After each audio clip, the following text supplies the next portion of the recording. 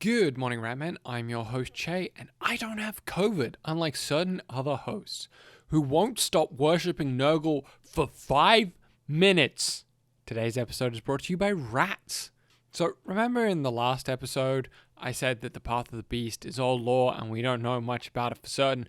Well, guess what? They released that lore 2 days after that video went up. Cool. Also, sorry this episode was delayed. Kind of got way into the researching background stuff for this and burned through my limited time. I had to put this together on time. So, starting with some quotes. The Path of the Beast is the ruin of humanity. We shed the veneer of civilization like winter antlers. We will slake our thirsts and bury our teeth in the entrails of the weak. There is no enlightenment, only strength.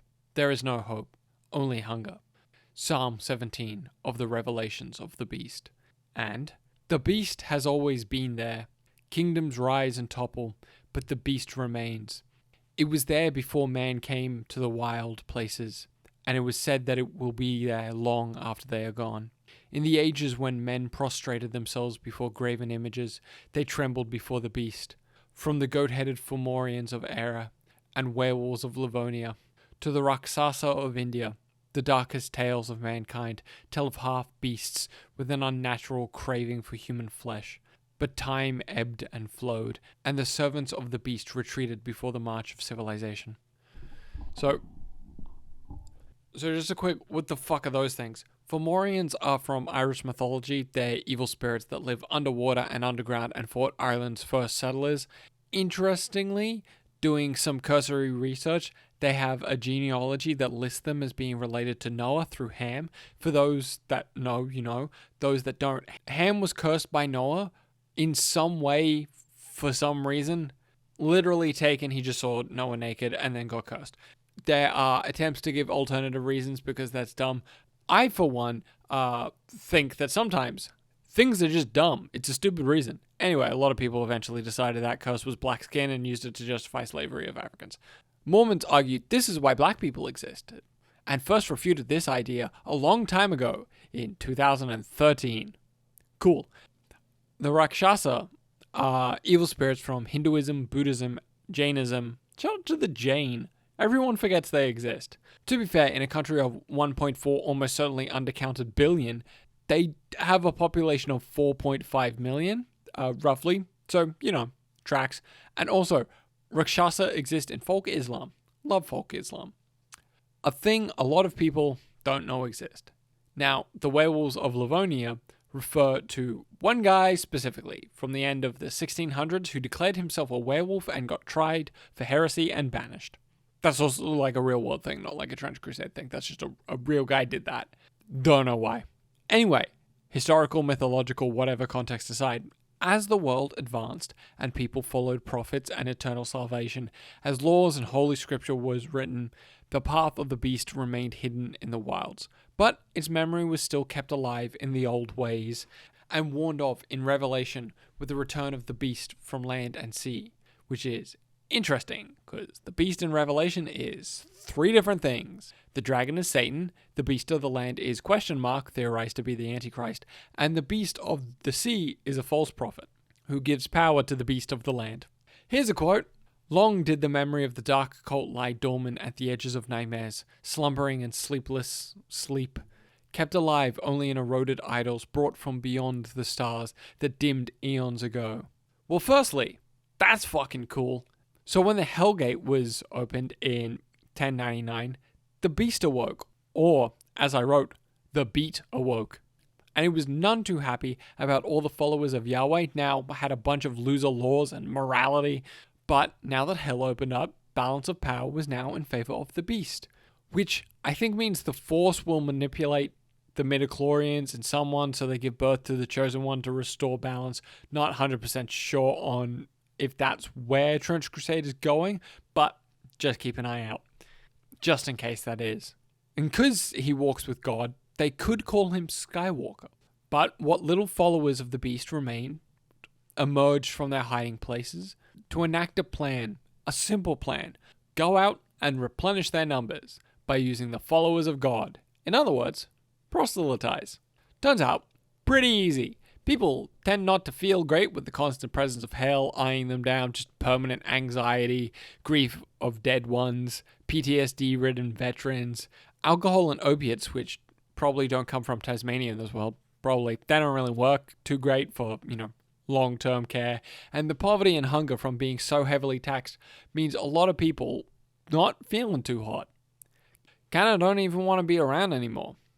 And all they want to do is forget all that and live without fear. Return to monkey, as it were. We quote heavy today because this entry was really good. Quote, "So when the moon grew fat, their siren songs luring many to forbidding forests and desolate mountains where the children of the beast awaited them. None is truly immune to the seductive call of the beast.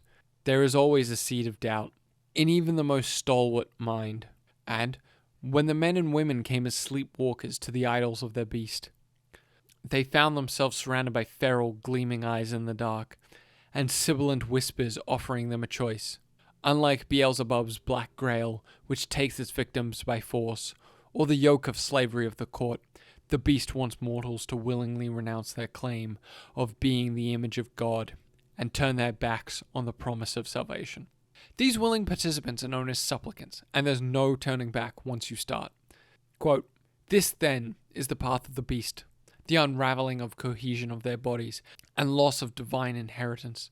They are freed from laws and morality, instead driven by howling and killing and reveling in joy. Makes me think of a mix between werewolves and maenads. They do a little killing, but also a little partying. All past pain and shame is gone and replaced with the thrill of the hunt. Quote, the cost is to be beyond salvation and be both the hunter and the hunted, to wage feral war against order and laws of both men and God. Every supplicant has bestial ruins carved into their skin with obsidian knives. I have one of them during their big party when they become a wenad. When they come together to form a pack, their symbols burn and bleed, giving them great hidden power. Now, if you're a smart leader, you would organize your pack so that the runes form words of power and create the best dark blessings to be used for the battle ahead.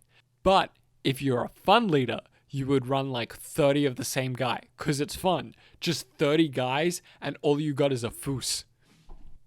So, every supplicant has a different endpoint.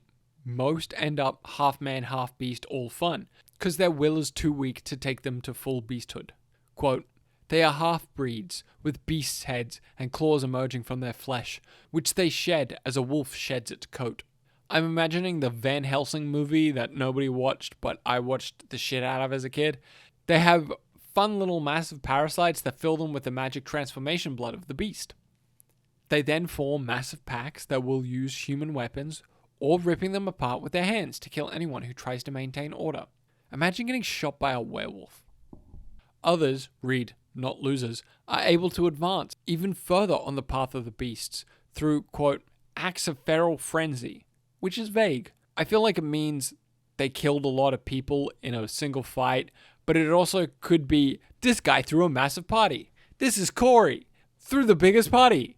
Shit was so wild, he drank so many beers, at one point ran through the bonfire, so he got promoted. So these Corey motherfuckers capture an essence of the beast, be it a wolf, a snake, or another powerful carnivore, such as the famous carnivore, a great horned goat. I too tremble in the fear of the carnivorous might of the goat. Quote, around these violent predators, the lesser creatures of the path gather, and in an orgasmic rush of violence, they assault the forces of order. Not a great mental image, but okay. They tend to target isolated towns, because, why do fair fight when unfair fight do the trick? So once they get enough path nerds, they go to war, leaving the hidden world behind. But even then, they are more powerful at certain times, such as, say it with me class, the full moon. They also don't just hunt in the wilds and countryside, but also in no man's land, where they hunt people for food, and more importantly, shits and gigs. Now these packs are led by horned priests, nerds who have followed the path for centuries, and have the will to resist the corruption, making them prime Green Lantern candidates. They also look mostly human, despite devolving so far from humanity. Most people will just think they are regular human bartenders. They are also very smart. Their cunning and wisdom can match the generals of New Antioch and the Sultanate, which, if you've been around for centuries, I'd hope you're not a fucking moron. Quote, their acumen for the mastery of tactics and strategies has given rise to disturbing rumors that another race, much like man, but of deeper and subtler wisdom, once roamed the earth before Adam and Eve were banished from the garden. Priests claim they have walked the path of the beast beyond the veil where creation began, and discovered the wisdom and glory denied to mortals who are doomed to grovel and pray to an uncaring God. And secondly, I saw a post the other day talking about the eldritch horror of Trench Crusade, and someone countered it saying it isn't really, it's biblical horror, and I countered, and will restate my point here because I have a platform to talk about it, so fuck it. I think it is eldritch horror. It's obviously based in biblical horror and follows biblical stuff, but it's all just off ever so slightly. It's not as exactly written in the Bible, but close to it. It's likely if we ever expand past the Abrahamic sphere and into other religions, the forces of heaven will have a side with religions here too. Like, this, to my knowledge, is the first reference to the Indian religions. To steal a quote, it seems less like these are gods and devils, and instead, quote, elder shadow dressed in local legend. This isn't God. These aren't devils. These are something else entirely. And, quote, eroded idols brought from beyond the stars that dimmed eons ago. That's Lovecraft shit. Even there is a race that existed before Adam and Eve, roamed the earth before Adam and Eve, before creation. Lovecraft shit. And again, old lore will hopefully get more updated soon, but the Church of the Metamorphosis is a faction in the Hell Crew that straight up follows shit that existed before heaven and hell. I've mentioned it in a video before, but it does seem like there might be a third party involved in the background. And I really think there is. The way I picture it is a pantheon of elder gods, that Yahweh is the villain of sorts, getting into conflict with all the other gods, being represented by the forces of heaven and the forces of hell. Hell gods each has their own goal and are loosely held together, willing to betray each other to achieve their own personal goal. And heaven is, as we are currently aware, only one god at war with all of the other gods of hell, at war with all the other gods in the pantheon. However, I won't be surprised that if in the future we get other religions, we learn that the forces of heaven are a pantheon too, and similarly will fight each other over their own personal goals, much like hell does. It's worth remembering that this is grimdark and there's not really supposed to be the good guys. They really stress a lot of, church is good, and the lore that we read talking about how great the church is written by the church, and it is heavily biased to the church way of viewing things. There's not, supposed to be good guys. And we can see that in the faithful committing atrocities to its own people for the buffs. But we are biased to think that because they use a real religious background of good versus evil. But instead, think of it as probably a middle ground. A lot of the text, as I said, we read is supposed to be written from the perspective of the church. It's worth noting that the forces of hell call Yahweh a god tyrant. It's also worth noting that they call him Yahweh, a thing you're not supposed to do. What if the reason the Hell Crew is fighting him is because literally that he is a tyrant that has imprisoned them all to rule people on his own rather than together as a pantheon? But they are all eldritch beings, so the way they turn people is by literal corruption. You can kind of see God do it with the communicants. The blood of Jesus literally corrupts people into physical monstrosities, which is what Jesus wanted them to do. Not obviously his literal blood, but he set a fucking precedent, which we also don't know what Jesus was in Trench Crusade. Was he part of the Godhead and just an aspect of God? Was he a separate being? Was he a demigod? Is he also an eldritch entity that managed to make physical form on Earth? Is he an avatar of that eldritch entity? Kind of rambling at this point. I just really like Trench Crusade, man. I could talk about this for ages. I think it's fascinating. I think it's much more entertaining when, at least for me, when you're not just like, oh yeah, this is God and this is hell, rather than these are elder shadows. These are things that are not God. This isn't God. This isn't the devil. This aren't demons. this is something else. These are something else, and they're using people as puppets. And whether people had this belief and they simply took it on themselves and went, yeah, sure, we'll do that. That'll be us. Or these are the names that they had. You know, this is Yahweh. Yahweh is this eldritch entity. And it's worth noting, Yahweh it's the Tetragrammaton. It's not his full name. We don't know the vowels of Yahweh's name. It's YHWH. What if that is because his name is Lovecraftian in nature? You can't write it, you can't pronounce it because it is Lovecraftian. It's, Cthulhu. It's more like, Rylea, where it's a weird word, so they just be like, YHWH. It's Yahweh, you deal with it. You can pronounce it that way. And, I want them to explore the forces of hell more, because all of this is, we're told by the devs neither side is good. We're told that, but then all we get is lore about how one side is good and one side is heaven. And as I said, there's an inherent bias where we're going to be looking at the forces of heaven as being good inherently, because we come from a society. If you exist in the Anglosphere, the likelihood is you come from a society that has a strong history of Christianity, whether you're Christian or not. So you're inherently inclined to be biased towards, well, heaven is good. Heaven, angels, God, all that is good, because that's what we have as a cultural background. But what if they're not? But they're not evil. Not in the same way that we would imagine. That they're just something else. It is God as a tyrant. It is God wanting control over everything and having cut out the rest of the pantheon and gone, no, sealing them away. For those familiar with the Dragon Age franchise, there's Fenrirel, the Dreadwolf, who is an elven god who sealed all of the other gods away in their own dimension, froze them in stasis. What if that's what we're looking at here? All of the gods occupied Earth, and Yahweh sealed them away and had his own creation. He had full control to do whatever he wanted. He could whisper in humans' ears and corrupt them and force them into his way, how he wanted to do things. And all of the demons who are now locked away were stuck being unable to interact and were just locked in shadow. I think it even mentioned something akin to that to a degree, that there was once upon a time. No, sorry, I'm thinking of old world fantasy lore. I'm not going to cut that. That's funny.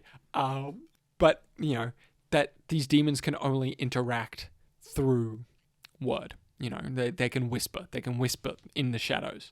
And somehow they manage to open a gate to hell through the ultimate heresy. I saw someone's theory on the ultimate heresy, and I'm inclined to believe it, because it's a really good idea, that the ultimate heresy, the Templars that, started the ultimate heresy, that opened the gate, it wasn't anything particular. It wasn't, they slaughtered 1,000 babies.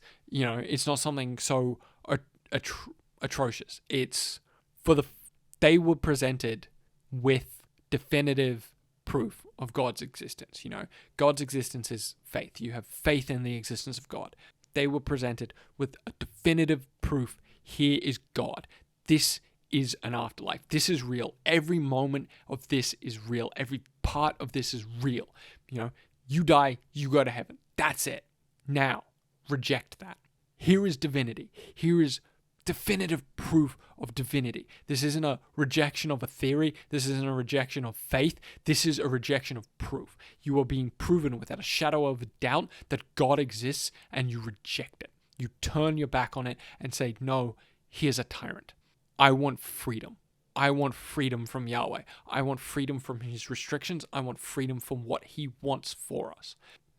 And that was the ultimate heresy. That's what opened the gates of hell up, was the rejection, the pure rejection of the afterlife, the pure rejection of divinity. All of that, that's what broke it.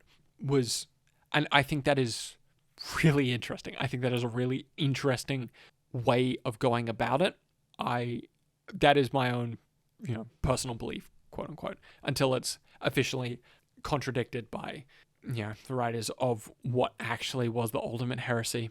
But I like that idea. I'm kind of rambling. I got the opportunity to actually like sit down and talk about Trench Crusade, and I like what I like about Trench Crusade. That's not like so incredibly focused on it. And I've been thinking about this for a while. Obviously, since I saw that Reddit post, and chatted about that. Just what is, Yahweh. I might also cut this out and upload it separately. It'll be in the episode, but then I'll just upload it separately. Yeah, that'll work. but yeah, Trench Crusade's awesome. I love this setting, man. I love it so much. It's fascinating. It is the thing that I love, and it helps that it's the early days and not a lot is properly cemented down. It's all, we don't really know what the fuck's going on. So it's just the ability to theorize. But the way that they talk about it, it seems like they don't actually want to explain a lot of what the fuck's going on. They kind of want to leave a lot of space on what's going on. And it's awesome. It's awesome. It's awesome. I know I keep repeating it, but I love Trench Crusade. I think it's an amazing setting. Genuinely. I'm really excited for where it goes every single time they drop something new. That's every single time they drop something new, I love it. But every single time they drop something new that's specifically on the demonic side or the angelic side, or the heavenly side, it's like, oh, okay, this is interesting. This is my, love. This is what I love when we're getting into like, the theology of it and how all of this works. I just want to know how human society functions in Trench Crusade. No, I don't want to know about the fucking war. I don't want to know about the factions. I want to know how a regular human in both, just France, I want to know what their day-to-day is like, in a world where there is no, there's no shadow of a doubt on religion. Religion is firmly confirmed. This is what exists. What do they do? Do they go to church? How does that function? How does their prayers work? But also, what happens to people who live in the world of hell? Are they all permanently tortured? Because, even this episode establishes life's not great for Christians. They're in poverty. They're miserable. Everything sucks. What's it like for hell? Obviously everything sucks, but they have to offer something for people to be so willing to turn. And, I explained this to someone else another time of, people go, well, why would they do that? Why? Why would you turn against God? The Bible literally states Satan will appear as an angel of light. Like, it's pretty firmly established. Satan is really good at convincing people to do things. That's his whole shtick, is he's really good at convincing people to do things. And you don't have to, you can make a deal with someone, right? And go, look, I will give you superpowers. I will give you everything that you want. Everything that you could ever need. And all I need you to do is open this gate. Anything. I will give this to you. And all you need to do is open this gate when we ask you to. And so they open the gate. And so, well, you could betray them. Or you could just give them everything they wanted. Because what's that worth? How much worth is it to make a guy extremely wealthy, extremely powerful, to not torture him, and in return he sacrifices 10,000 lives? That is an easy trade. Easy. You would just take that, because obviously. So why would you bother with all the treachery and the backstabbing of just random puppets? Because, you set this precedent of, well, they'll lie to you. They'll offer you something, but they won't give it to you. But if they give it to you, but if you tell them, yeah, I will take that. We will take this deal. We will give you anything we want and anything you want. And we won't change our mind. We won't backstab you. We won't do that. Because it doesn't fucking matter. You don't fucking matter. You'll live your life with an extreme amount of wealth. You'll live your life never going hungry again. You'll live your life being able to mow down armies of 100 with just a single flick of your hand. It doesn't matter.